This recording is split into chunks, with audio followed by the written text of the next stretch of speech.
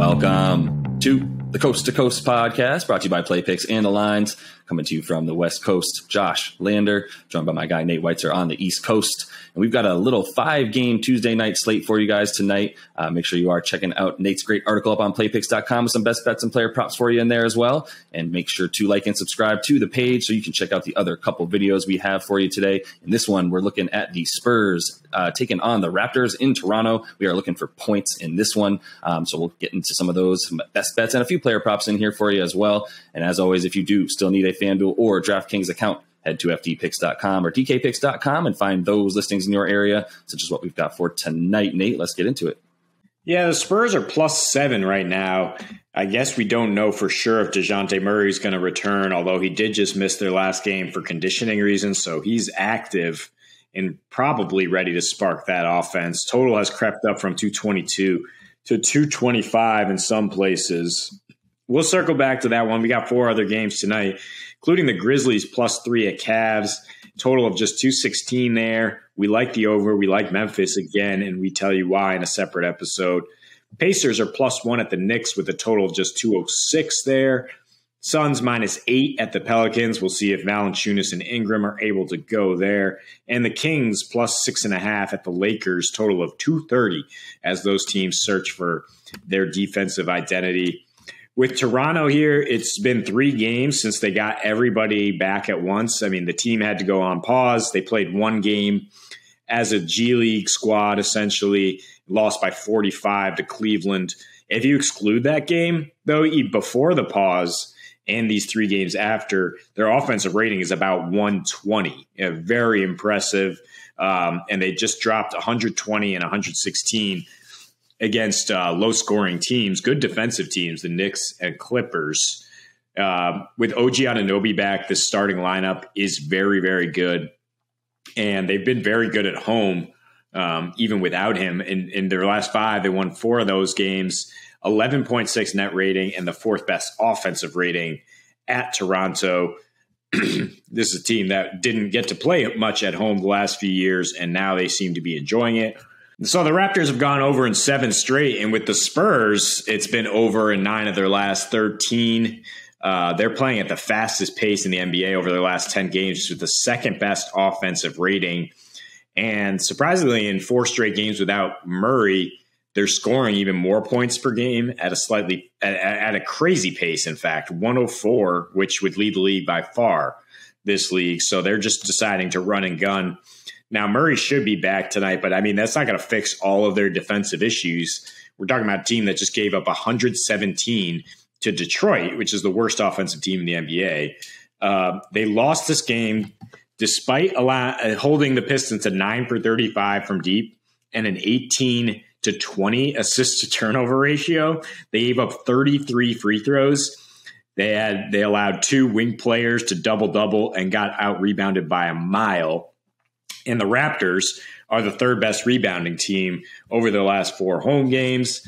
The Raptors are getting a ton of trips to the line. They are scoring in the paint. They're scoring unassisted field goals, which is key against the Spurs, who tend to limit assists, but they are giving up the 3rd most paint points over their last 3 and the 2nd most 2-pointers, giving up 68 points per game on 2s. So I'm looking at Pascal Siakam and company to attack here at home and have their success on offense. Certainly could look at the over altogether here, but the Raptors team total of 115 seems appealing against the Spurs, who are giving up 116, about 115 in their last 13 games there. And the Raptors, as I mentioned, a 120 offensive rating at home recently. So I'd look at that, and I would also consider, if you can get it at the right time here, teasing the Raptors down to -2 and getting that over down. Because I don't know if teams cover 7 points against the Spurs that often. I mean, every time you doubt a Greg Popovich team, even if they're shorthanded, they seem to come out and play you down to the wire. But I do think Toronto will win this game at home. Now that they're back to full strength, they're looking pretty good, especially in those home games. Yeah, for sure. I think everything you're saying is right. I mean, this total actually opened initially at about 217.5, which is why I think we both were like, whoa, that is way too low. And it has obviously thusly been bet up a ton, as you mentioned. Right now, I'm seeing it, about 224.5, 225, depending if you're looking at DraftKings or FanDuel. In fact, I would just say right now, as we're recording this, DraftKings has the same odds for a slightly lower total of 224.5 versus 225.5 on FanDuel. So, there are a little bit of value there. But I think this all comes down to what you're saying. Like, this Toronto team is finally here. I mean, the lineup that they would be throwing out every night if they weren't just decimated by injuries this season. Fred VanVleet, Gary Trent Jr., OG, Scotty Barnes, Pascal Siakam. That's a good, formidable lineup, especially in the East. And you've got a pretty decent bench, especially with your big guys backing up with Chris Boucher and Achua there. So this is a good team. Like I said, especially in the East, they're good down low when they have all their players, including Kem Birch coming off the bench at center. That's why when they've had their guys back in the last 4 or 5 games, they've increased things like paint presence, rebounding, et cetera. To your point, it's also just been fast paced and a lot of scoring. And part of that is because their guys are super hot right now. In their last 2, they've really had their full strength back now for 2 games. You're talking about Fred VanVleet, Siakam, OG all being in there, all averaging 20 a game. Fred VanVleet's actually scored 33. He's averaged 33 in his last 4. And in his last 4 times out, he's always had at least 27 points.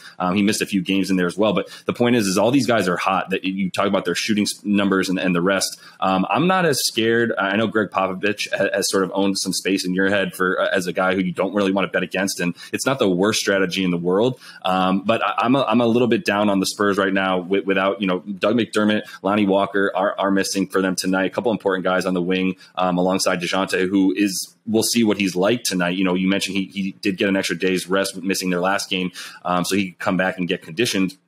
But who knows what he's going to be like tonight. He's really going to have to carry this team and put up pretty much a triple-double, in my opinion, for them to hang with a Raptors team that's going to score a ton of points. So I do like the Raptors team total at 115.5. I think you smack that before anything, to be honest. But I would follow you on that teaser because I do want this total a little bit closer to 220 just to feel comfortable with it. If you can get it to about 220 and the Raptors at -2.5, I really, really like that. I wish I could just take that line there. But if you throw those 2 in there, I would feel really good about that bet. Just so I can get a little bit, I don't know that the Raptors have it in them to necessarily blow out the Spurs. If they do, like I said, if DeJounte plays, that does make me think, he might not be able to carry them to a dub, but I think he's a huge factor for them keeping this thing close. And so that's why, that teaser to me feels a lot better.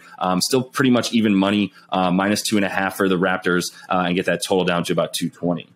Yeah, and if DeJounte plays, you could actually tease it in the other way and get the Spurs +11 here in the morning before we know if for certain that he's going to play. That's an exploitable line for San Antonio, which has been pretty consistent on the road. I mean, granted, they've lost 3 in a row, but that's without their best player. So right. I think you can exploit that. And these games between the Spurs and Raptors have been relatively close and relatively high scoring, averaging nearly 223 per game in their last 5.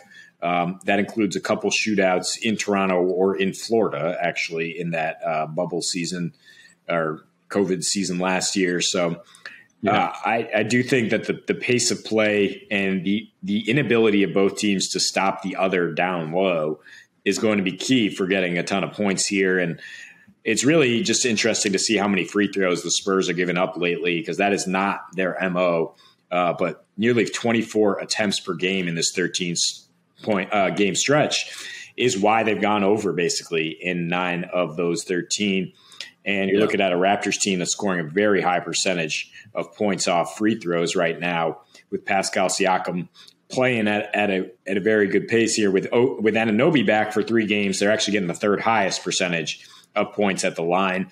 So that's why I like Toronto to score first and foremost here. And if you believe the Spurs can come along, you should feel comfortable with the over still. But team total seems like the strongest bet here, followed by that teaser.